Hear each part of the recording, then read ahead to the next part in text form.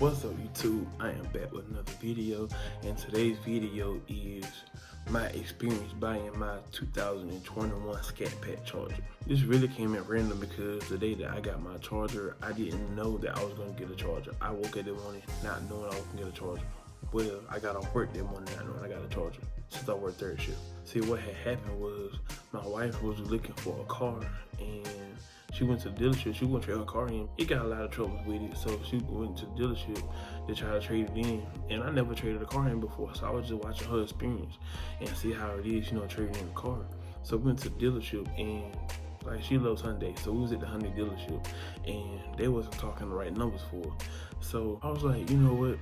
We can go back home and we can get my Challenger, and we can go see what Dodge can do for me. And at this point, I had a 2019 Dodge Challenger V6. And I had this car since September of 2019. And a year and a half later, on March the 4th, I traded it in and got my Scat Pack. After watching the experience, I said, I'm gonna see what they can do for me. So we went to the Dodge dealership. So while we was at the Hyundai dealership, I was looking online to see what they had for sale, and I did a little quote thing, and they had called me back while we was at Hyundai, and it told me, when you come in, speak to the specific person. So when I went in to speak to the specific person, they were busy. So the other guy started handling the business. He was like, when you supposed to meet them? I was like, I had another like 45 minutes, so I was supposed to meet them because we left Hyundai quicker than I thought we was. So he was like, you got a few minutes? So I said, yeah. So he was new, just about, I think he said his second week working there. So I went and, told him what I wanted, filled out the paperwork. I just wanted a base RT charger, like the 385 horsepower. That's what I was looking for, because I just wanted to hear me at this point. So we went outside, and he started showing me the cars. He was like, I know you want a Charger V8, but the only thing we have in like regular V8 is the Challenger. And I was like, I don't need a Challenger, I need a Charger because I need 4 doors. Like, the Charger is what I want. I pulled up on the Challenger, I don't need another Challenger. So he kept showing me the Challengers, kept telling me about, they got the Hemi that you want, they got the Hemi that you want. I don't need a Hemi, I need 4 doors. So he ended up letting me test drive a V8 Challenger.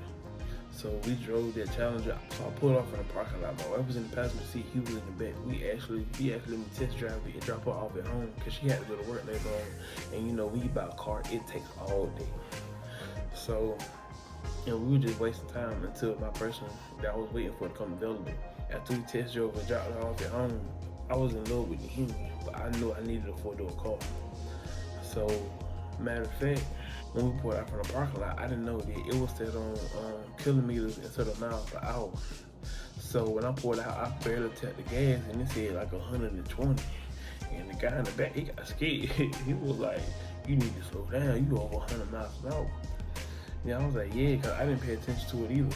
Because if you hit the OK button on the steering wheel, then it's going to change it back and forth. So somebody had changed it on kilometers instead of miles per hour. So he said, hit that button. I hit that button, I was going 45 miles an hour. So we came back, so dropped the wife at home, came back.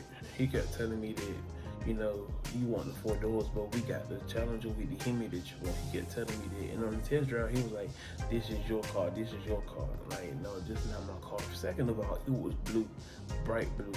And I didn't want no bright blue car. So I bet he kept telling me that I guess he was trying to buy time, but at this point he had took me over instead of letting the other person get me. He said the only V8s we have for a Charger is a Scat Pack. And I was looking at the price, I'm just like, this car is $43,000. I was looking more like 30 something. Because one time they had something for like 35,000, 38,000 for like the base model V8. So that's what I was looking for. So I was like, this car is $43,000. So I went in, and they run your credit or whatnot. So he brought back this paper saying $797 a month. I'm like, no, I'm not paying no $797 a month. And he said, do you want to think it over with your wife? I said, yeah.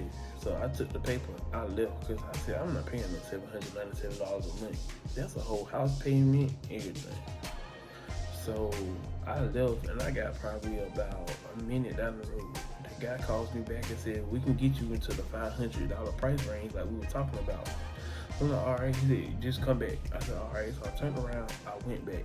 So he told me that my price for this car is going to be $580 a month. So I'm like, I didn't want to pay that price because right now I was paying $388 with gap insurance for my Challenger. So I ain't want no $500 car payment, but I said 500. I'm just gonna, had to work a little bit of overtime, get ahead a little bit, and I'll be all right. So then after that, the guy was waiting on me. I guess the other guy was the manager or whatever, but the guy that was waiting on me, he was like, okay, we can go ahead and take the insurance off your car, put in the other car. If you want to swap the tags over, we can swap the tags over. So he went on the phone. I don't know why he did it through the app, but he went and I logged into the Geico app, and he deleted the car from there and added a new one on there. Why he did it like that? He said he don't like talking to people. Now me, I'm a business person, so it's like I'd rather talk to you over the phone just so I know everything is right than just try it on the app and something be wrong or something.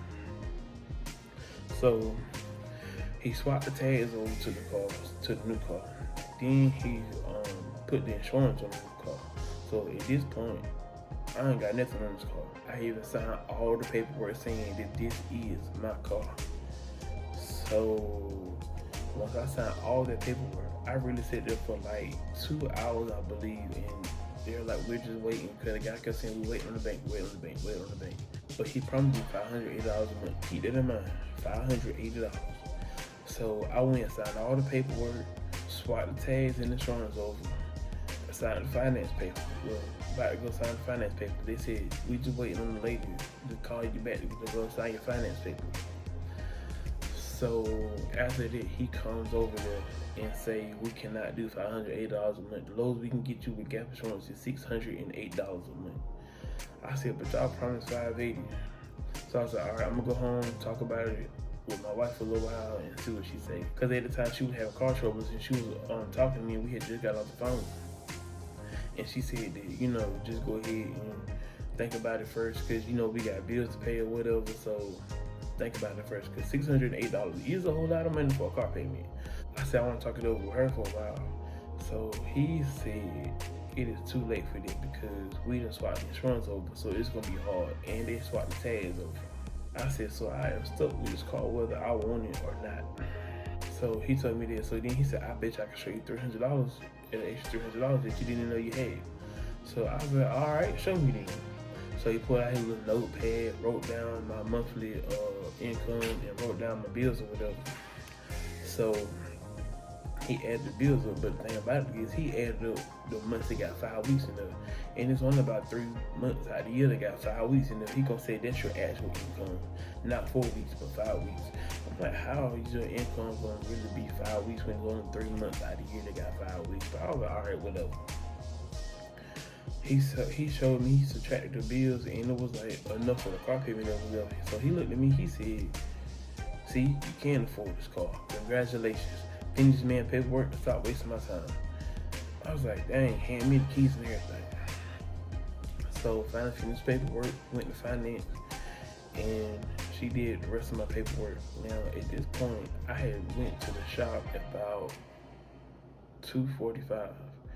And at this time, it was like 8 o'clock at night. And I was still there. It was about 6 hours. So I went to the lady in finance and went ahead and signed my paperwork. Then she told me I couldn't get my payment date on the date that I wanted. She said I could only do it for the 18th and you got 10 days to pay it. So I was like, I'm used to my car payment being on the 30th. Couldn't do it. Tried everything I could. Couldn't do it. I was like, this deal just keep getting bad. And then after that, she said, all right, now look at this paperwork and let me know if everything's correct. First thing I see, my address is wrong. My license address is different than my real address because I just moved in October and this March. Now, I couldn't get my license changed over because, the pandemic happened, everything shut down, and then everything opened back up. Everything is like packed. And plus, I haven't got changed over yet because, my wife, she got to get her last name changed, get her address changed. So we waiting on really the Social Security office and the DMV at the same time.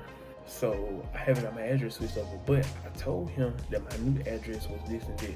So he put it in the computer for the insurance stuff, but the last final paperwork, he did not put it in. He put the old address in there. So that messed it up, and she had to like reprint all the paper out, and he, got fussed at for that because it was a big mistake. So after I signed the finance papers, went outside, went to the car, I swapped my stuff over from my old car to my new car, and you get the most important stuff out of there. I started finding receipts out there. Like, I had just got a brand new set of tires on the car. I spent almost $600 on a set of tires and alignment for the Challenger, just to trade it in. Not even a month later,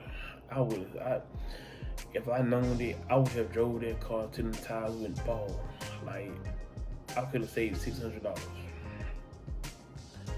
I had just got the motors done in November. There was $200 some job. So at this point, there's like $800. So then, I found all the oil changes, receipts, stuff. And it's like, memories just started popping back up in your head while I'm cleaning the car out and stuff like that. And also too, I was ashamed. There was a whole lot of trash in the car. I said, well, they just gonna have to clean it out. So I put my stuff in the car. The guy that sold me the car had to take a selfie with the car. Then he had to take a selfie with me, telling me how much he loved the car. He told me how much he loved the car the whole time we was there. He kept saying, "You're the car bad," the whole time we was there. So now with this car, I finally got a car that has a remote start, and I started the car walking to it every time I leave because I love the way when the crank's up and the hemming be wrong.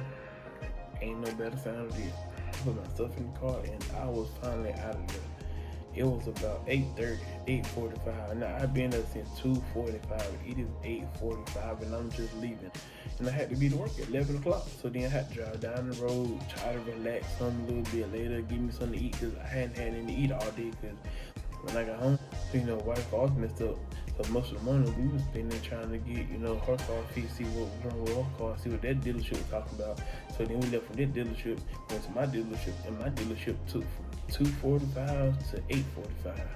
So by the time I got home, it was about 9 o'clock. I had to rush down the road, give me something to eat, try to lay down, go to work. But when I drove to work that night, it felt like it was a dream.